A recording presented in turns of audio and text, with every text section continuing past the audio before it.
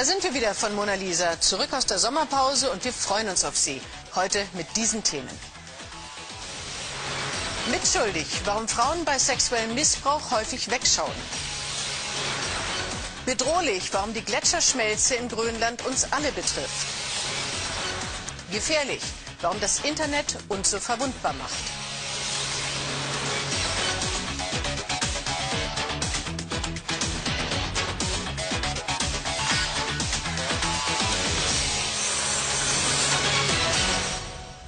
Wieder ein Fall, der so ungeheuerlich ist, dass man ihn kaum begreifen kann. Dabei kennen wir noch nicht einmal alle düsteren Einzelheiten. Eine 11-Jährige wird entführt und vergewaltigt und bekommt 2 Kinder von dem Täter Philip Garrido.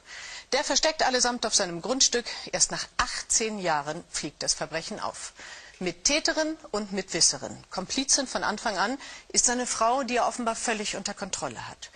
Sicher ist dies in seiner Ungeheuerlichkeit ein Ausnahmefall. Aber immer wieder in vermeintlich ganz normalen Familien werden Kinder missbraucht. Gequält von Vater, Stiefvater, Onkel oder Familienfreund. Und die Frauen, die Mütter, wissen oft genau, was da passiert, schauen tatenlos zu oder ganz einfach weg. Helga Ettenhuber. Hannelore hat sich immer eine starke Mutter gewünscht. Eine Mutter, die ihr den Rücken stärkt, sie beschützt vor dem zudringlichen Vater, der sie immer wieder schamlos entwürdigt hat. Ich kann mich nicht an die Übergriffe mit 3 erinnern. Ich habe nur irgendwie das Gefühl, da war was.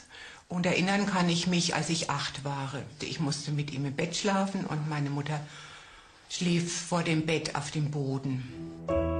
Der Vater holt regelmäßig seine kleine Tochter zu sich ins Bett, lässt sich von ihr befriedigen. Ihre Mutter lässt es geschehen. Als sie 11 ist, stirbt er. Aber ihr Martyrium geht weiter. Auch der Stiefvater vergreift sich an ihr. Erst Jahrzehnte später stellt sie ihre Mutter zur Rede. Es kam überhaupt nichts von ihr. Sie saß da wie ein Felsblock und ihre Äußerung war immer nur, ihr seid alle verrückt und ihr fantasiert. Die Mutter weigert sich bis in den Tod hinein, der schändlichen Wahrheit ins Gesicht zu blicken. Sie will einfach nicht sehen, was sie ihrer Tochter angetan hat. 80% der Mütter, so schätzt man, wollen den sexuellen Missbrauch nicht wahrhaben. Warum?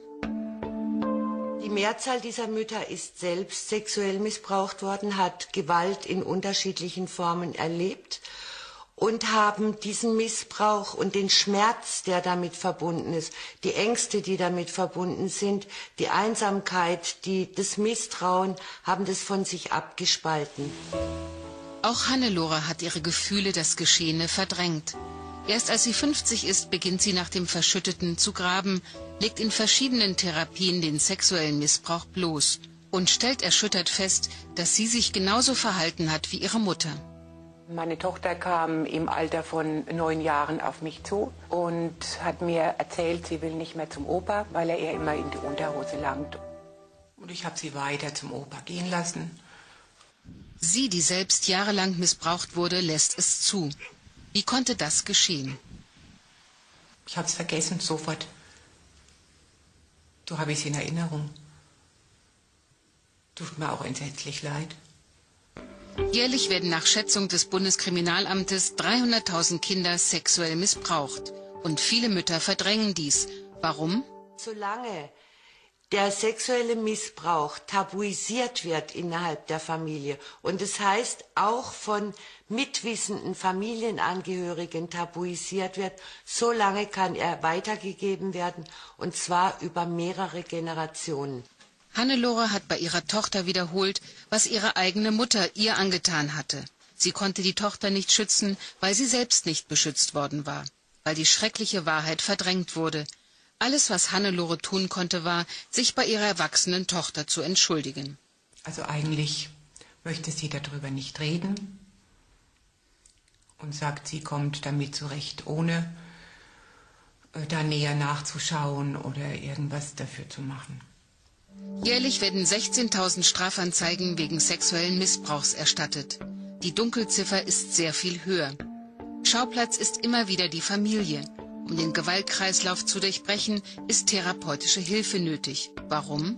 Dieser Teufelskreis kann nur durchbrochen werden, wenn einmal der sexuelle Missbrauch aufgedeckt wird und wenn dann die einzelnen Familienmitglieder adäquat behandelt werden. Hannelore hat nach langem Schweigen das Tabu in der Familie gebrochen, ihre Kinder in ihr schreckliches Geheimnis eingeweiht. Eine Auswirkung ist sicher, dass meine Kinder in besonderem Maße auf ihre Kinder achten. Und dass ich nicht das Gefühl habe, dass ich das wiederholen würde. Ihr ganzes Leben hat sie unter den schlimmen Kindheitserlebnissen gelitten.